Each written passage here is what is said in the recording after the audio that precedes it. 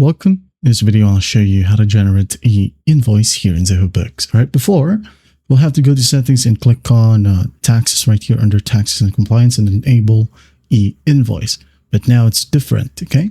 All you need to do is just make sure that you go ahead over to sales right here and click on invoices, okay? Now, if you can't see invoices in this section, just go ahead over to the gear icon. Now, what you'll do is just go ahead over to sales right here under module settings, okay? Just click on one. Now under setup and configurations, click on general and enable everything right here that you wanted, okay? And once that's done, go back, go to sales, invoices, and just create a new invoice, okay? Add in the customer name. Let's say, for example, Mr. Ryan R right here.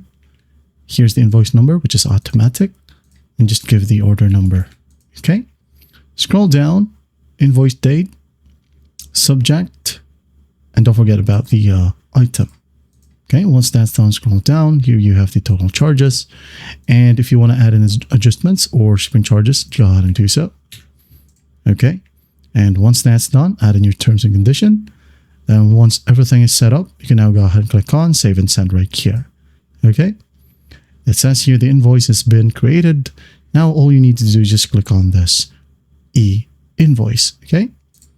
This one will be sent as an email, okay? And here you have the preview of that specific email. All right, and that's basically it. I hope this video helps, and I'll see you in the next one.